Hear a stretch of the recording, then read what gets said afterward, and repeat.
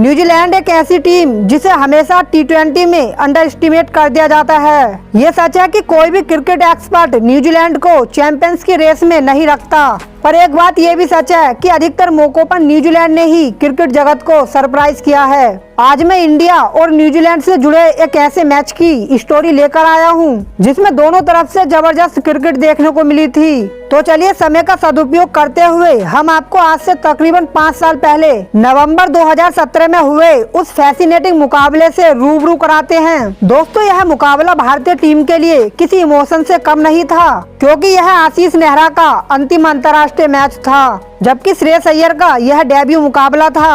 1 नवंबर 2017 को जब फिरोजशाह कोटला स्टेडियम दिल्ली में कीवी कप्तान केन विलियमसन ने टॉस जीता तो पहले फील्डिंग करने का फैसला किया, ये सोचकर कि ड्यू के कारण विकेट जल्दी मिलेंगे। पर आगे क्या होता है, चलिए जानते हैं। पहले बैटिंग का न्योता पाकर भारतीय पारी की शुरुआत करने उतरे रोहित शर्मा और शिखर धवन, जबकि न्यूजीलैंड की पारी का पहला ओवर लेकर आए मिचेल सेंटनर, जिन्होंने पहली बॉल सटीक लाइन और लेंथ पर डालकर ओवर की पॉजिटिव शुरुआत करी और ओवर में कुल 2 ही रन दिए। पर अगले ओवर में शिखर धवन ने चौका मार अपना इंटेंट साफ कर दिया।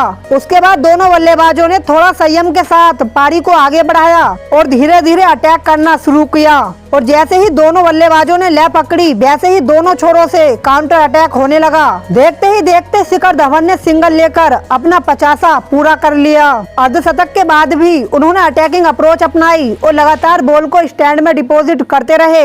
इधर रोहित ने भी एक बिग हिट मार अपनी हाफ सेंचुरी पूरी कर ली। अर्धशतक के बाद भी उन्होंने काउंटर अटैक जारी रखा, जिसका नतीजा ये रहा कि 16 ओवर की समाप्ति पर भारत ने बिना किसी नुकसान के 158 रन स्कोर बोर्ड पर लगा दिए। और जिस माइंडसेट के साथ ये दोनों बल्लेबाज खेल रहे थे उस तरह से एक बिग टोटल बनता हुआ दिखाई दे रहा था। पर 17वां ओवर लेकर आए ई सोडी ने पहले शिखर धवन को स्टंपिंग कराया और फिर चौथी बॉल पर बैटिंग में प्रमोट किए गए हार्दिक पांड्या को कोर्ट बिहाइंड करा भारत को बैक टू बैक 2 बड़े झटके दिए। इस ओवर से पहले जहां भारत का स्कोर बिना किसी नुकसान के 158 रन था, तो वहीं ओवर समाप्त होते होते भारत ने 158 रन पर ही अपने 2 विकेट गंवा दिए थे। इसके बाद विराट कोहली ने रोहित के साथ मिलकर पारी को फिनिश करना शुरू किया और आते ही 2 बड़े हिट मार टूट चुके भारतीय मोमेंटम को रिकवर किया। पर तभी 19वें ओवर की लास्ट बॉल रोहित के बल्ले का एज लेकर विकेट कीपर के दस्तानों में चली गई। एम्पायर ने तो आउट नहीं दिया, लेकिन डीआरएस के जरिए न्यूजीलैंड को रोहित शर्मा का एक ऐसे समय पर विकेट मिला जहां से भारत 10 या 15 रन और अधिक बना सकता था।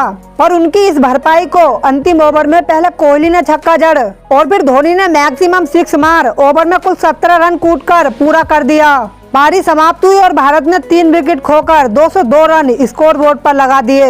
न्यूजीलैंड को अगर इस मैच को अपने नाम करना था तो 20 ओवर में 203 रन बनाने थे। टी20 में इतने रन बनाने कोई बड़ी बात नहीं थी, खासकर तब जब आपके पास Martin Guptill, Kane Williamson, Colin Munro और टॉम लॉथम जैसे बल्लेबाज हों। पर कीवी टीम को इस टारगेट को पाने के लिए आशीष नेहरा, जसप्रीत बुमराह और भुवनेश्वर कुमार की तिगड़ी से होकर गुजरना था। न्यूजीलैंड की पारी का आगाज करने उतरे मार्टिन गुप्टिल और कॉलिन मुनरो, जबकि भारतीय पारी का पहला ओवर लेकर आए अपना आखिरी मैच खेल रहे आशीष नेहरा, जिनकी चौथी ही बॉल पर गुप्टिल ने चौका मार अपने इरादे साफ कर दिए।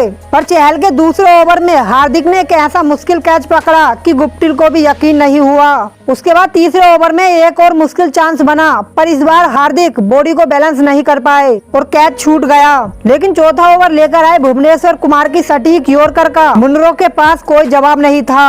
न्यूजीलैंड ने चौथे ओवर में ही अपने दोनों ओपनर गंवा दिए थे। इसके बाद केन विलियमसन और टॉम लाथम ने न्यूजीलैंड की पारी को रिवाइव करना शुरू किया और कुछ अच्छे शॉट खेलकर एक पार्टनरशिप बिल्ड करने की कोशिश की। पर 10वां ओवर लेकर आए हार्दिक पांड्या की दूसरी बॉल विलियमसन के बल्ले का भारी किनारा लेकर धोनी के दस्तानों में चली गई। इसके बाद टॉम लाथम ने ब्रूस के साथ मिलकर तेजी से बढ़ रहे रिकॉर्ड रन रेट को मैनेज करने की कोशिश की, पर इसी कोशिश को कैरी ऑन करने के प्रयास में ब्रूस रोहित को कैच थमा बैठे और इसी ओवर में अक्षर पटेल ने ग्रांड होम को भी धवन के हाथों कैच करा गोल्डन डक पर पवेलियन भेज दिया। 13 ओवर में 84 रन पर ही न्यूजीलैंड की आधी टीम पवेलियन लौट चुकी थी। अब कीवियो की अंतिम उम्मीद लाथम और निकोलस की जोड़ी पर थी, पर जैसे ही चौथे ओवर में निकोल्स ने रन चुराने की कोशिश की, वैसे ही कोहली ने डायरेक्ट थ्रो से निकोल्स को पवेलियन भेज दिया और फिर ओवर रिक्वायर्ड रन रेट को कम करने के लिए जैसे ही लाथम ने लाइन क्रॉस की, वैसे ही धोनी ने उनकी गिल्लियां उड़ा दी। 17वें ओवर में टीम सऊदी ने बुमराह को बड़ा हिट मार हार के अंतर को कम जरूर किया, पर अगली शानदार बॉल से बुमराह ने उन्हें भी कोर्ट बिहाइंड करा दिया। न्यूजीलैंड को अभी भी 17 बॉल में 88 रन चाहिए थे, जो लोअर ऑर्डर बैट्समैन के लिए एक मुश्किल काम था। हालांकि मिचेल सैंटनर लगातार बाउंड्री मार कुछ मैजिकल करने की कोशिश कर रहे थे, पर वो सिर्फ हार के अंतर को कम ही कर सकते थे। और आशीष नेहरा ने अपने करियर की लास्ट बॉल डॉट निकालकर अपने क्रिकेट करियर को विराम लगा दिया। उनके चेहरे पर इमोशन साफ दिखाई दे रहा था। इस तरह भारत ने इस मैच को 54 रन के बड़े अंतर से जीतकर 3 मैचों की सीरीज में 1-0 से बढ़त बना ली। जहां रोहित शर्मा ने 55 बॉल में 80 रन की पारी खेली, तो वहीं 52 बॉल में 80 रन की जबरदस्त पारी खेलने वाले शिखर धवन को प्लेयर ऑफ द मैच से सम्मानित किया गया।